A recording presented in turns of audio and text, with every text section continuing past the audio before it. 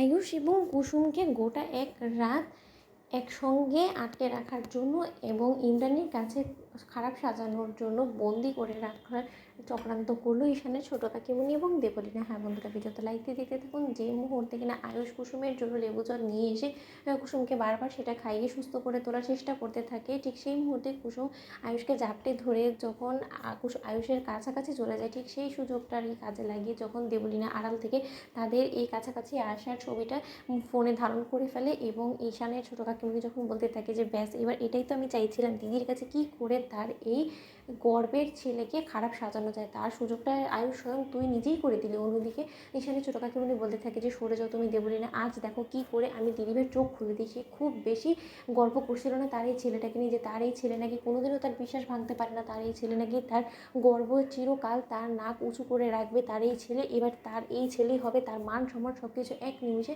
ধূলিসাৎ করে দেওয়ার কারণ। তুমি দেখে নিও, এবার দেখো ওদের দুজনকে একসঙ্গে এক ঘরে আমি বন্দি করে রেখে ওদেরকে আটকে রেখে আমি দিদির কান ভাঙানোর চেষ্টা করব, এবং একবার যদি দিদি আমার কথায় বিশ্বাস করে ফেলে এবং দিদি যদি আমার সঙ্গে এখানে এসে একবার আয়ুষ এবং এই কাজের মেয়েটাকে একসঙ্গে এক ঘরে এক বিছানায় দেখে ফেলে, তাহলে বুঝতে পারছো ব্যাপারটা একদম জমে ক্ষীর হয়ে যাবে। এবং দেবলীনা আমাদের কোনো কিছু করার আগেই দেখবে দিদি ঘাট ধাক্কা দিয়ে এই সর্বনাশী মেয়েটাকে বার করে দেবে, কারণ দিদির মনে তো একটা ভয় কাজ করবে যে একবার যদি এই খবরটা মিডিয়া পাড়াতে ছড়িয়ে পড়ে তাহলে যা রক্ষে থাকবে না।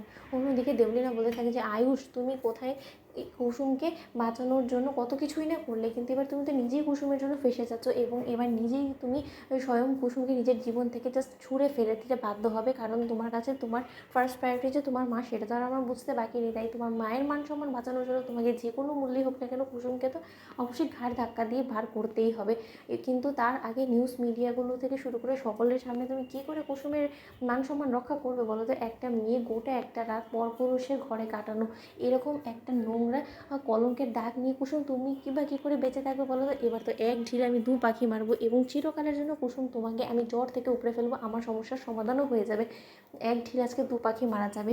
কাকিমণি তুমি আর অপেক্ষা করছো কিসের জন্য বলো তো? একবার শুধু পার্টিটা শেষ হতে দাও, তারপরে ইন্দ্রাণী আন্টির কাছে গিয়ে এই সকল কিছু তুলে ধরবে। ঠিক সেই মুহূর্তে এখানে ছোটো কাকিমণি বলতে থাকে যে না, আজকে রাতটা পুরোটা পোহাতে দাও, তারপরে কাল সকালে হবে আসল খেলা। কাল সকালে একদম তুমি সময় নেবে না দেবলীনা, বুঝেছো তো? কাল সকাল হওয়া মাত্র একদম এই গাঙ্গুলি হাউসে চলে আসবে এবং দরজা খোলা মাত্র যখন দিদি দেখতে পাবে না তার ছেলে এবং সেই কাজের মেয়েটাকে একসঙ্গে রোম্যান্স করা অবস্থায় বিছানা, তখন যে কী মজাটা লাগবে দিদির চেহারাটা দেখে আমার জাস্ট সেটার জন্য আর তর্স রয়েছে না। অন্যদিকে দেবলীনা বলতে থাকে যে কোনোভাবে ওরা বেরিয়ে আসবে না তো? অন্যদিকে এখানে ছোটো কাকিমণি বলতে থাকে যে সেটা কী করে হবে বলো তো? বাইরে থেকে তো ওদেরকে লাগিয়ে দিয়েছি আর চাবি তো আমার কাছে, তাহলে এখন কী করে ওরা বের হবে বলো? তো বন্ধুরা, লাইক এন্ড শেয়ার করো, সাবস্ক্রাইব করতে ভুলো না।